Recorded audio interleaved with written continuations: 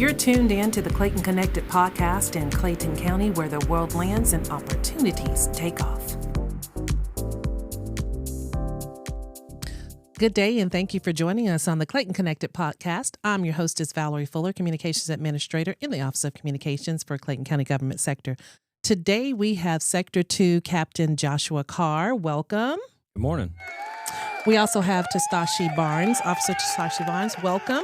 Good morning. And so we're here today to talk about all things Sector 2. So what's happening in Sector 2? What can residents look forward to? Sector 2 is extremely interactive with our citizens. Commissioner Hambrick has many events where we invite the community out, and we've got quite a few events that are scheduled this year. Specifically, we have a Hustle Fest coming up. Hustle Fest. Hustle Fest. Okay. What's Hustle Fest? So it is a youth entrepreneurial showcase. It is where the youth in our county can come and showcase their business. We have a lot of kids that have various businesses where they're either creating products or doing services, and it allows them to network with other youth that are already in the market running their business. Great place for mentorship. It is. It's a fantastic idea. And we're excited about our youth who are engaged in the community and willing to help one another, and especially in business. You know, there's no one pathway to success, right? So we're grateful for that. So we're looking forward to Hustle Fest. What day and time is Hustle Fest? So it is on March the 14th, and it is between noon and 3 p.m. And the interesting thing is they're going to actually showcase several businesses where they're going to get to pitch their ideas. And they've got several sponsors that will actually award prizes to the entrepreneur with the best business. Oh, wow. A little bit like Shark Tank, huh? Yeah, kind of like Shark Tank. I think I want to get in on that. Yeah. So that is from noon to 3 p.m. on March 14th at Virginia Gray Recreation Center. Yes. So looking forward to that. So if you're a youth or a parent who's interested in your youth participating that has a business, contact. There's a flyer that is going around where you can scan the QR code on the flyer and be able to register. So let's talk about some of the challenges in Sector 2. What types of challenges do you see most often? So Sector 2 is comprised of various large roadways, and we have a lot of the interstates that are running through the county. Right. So we have traffic is one of our main concerns, but specifically our pedestrian traffic. We are seeing an increase in the number of pedestrians that are struck by vehicles. And so with that, we're encouraging that our pedestrians follow the rules. Right. And they're supposed to actually walk against traffic so they can see the vehicles coming. Okay. And alternatively, making sure that they're using the crosswalks. And that would be extremely beneficial for both the pedestrian safety as well as the safety of our drivers. Very important, because safety is the priority for everyone. That means the pedestrian as well as the drivers or the motorists who are on the highway. What area does Sector 2 cover? So Sector 2 covers the area from College Park to City of Forest Park. So you have that Forest Parkway, and then we extend down to essentially just south of Highway 138. We have our main thoroughfares such as Riverdale Road, Highway 85, and very busy areas. Garden Walk Boulevard. Yeah, yes, ma'am. Right around the airport, Forest Parkway with the interstate traffic, and then what was the other? All the way down to 138. All the way down to 138, which is also busy. Very busy. Yeah. So another challenge that you mentioned was something dealing with Facebook Market.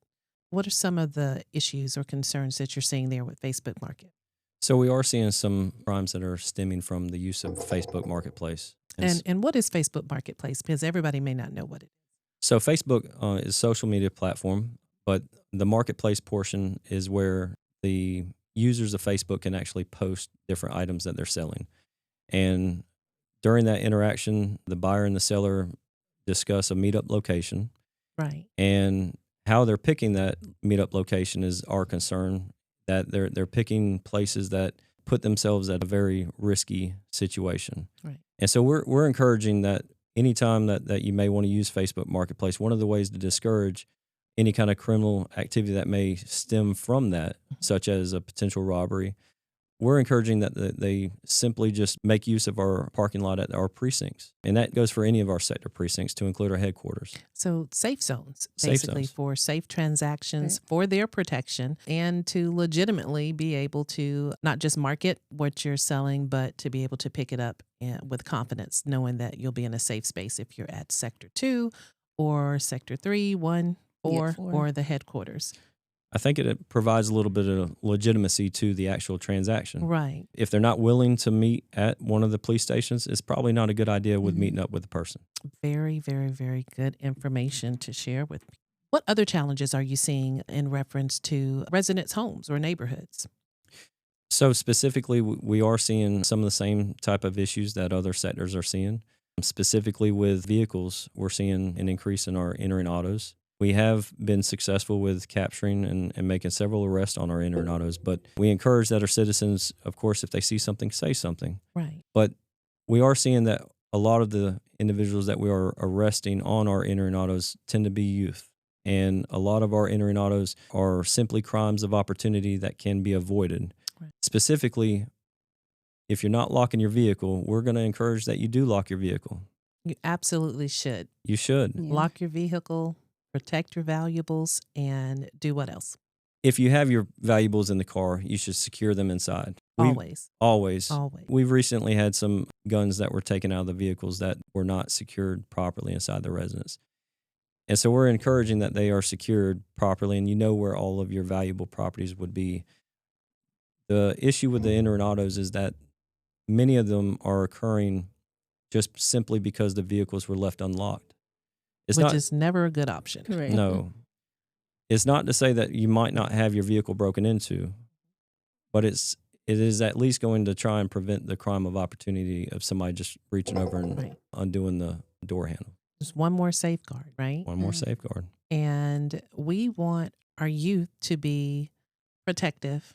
We want them to be productive citizens and not involved in crimes, of course. What message do we have for the youth and for parents? Because it's a partnership between police, parents, and community. It's absolutely a partnership. Our message would be is that we truly collaborate, making sure that the parents are aware of who the kids are hanging out with, who they're hanging around, what they're doing, where they're headed to. If you see your kids walking out of the house with a book bag and they're not headed to school, you may want to be concerned about what they may have in the book bag. And don't be against checking it, too.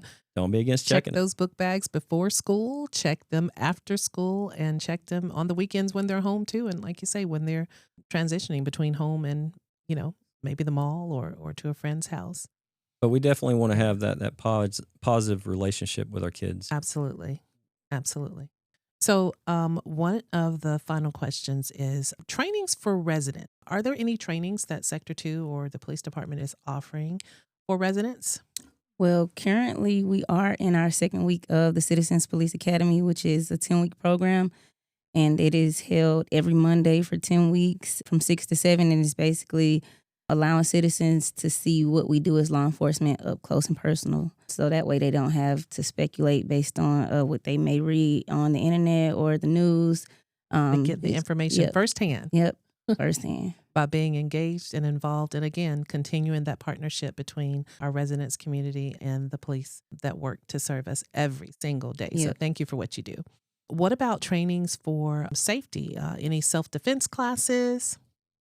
So we have had many citizens reach out to us and they've shown interest. And so we are always looking for those type of ideas. And I believe that we are working to develop those type of courses so that we can offer them to our citizens. But as of right now, there's not any release date, but it is something that we are currently evaluating to see how much interest we're going to have so that if we do put together the program, we're able to continue that program in the future. So if you are interested, let us know. We'd like to hear on Facebook. Well, I'm definitely interested. So I got to shoot out an email and see what we can do and get going.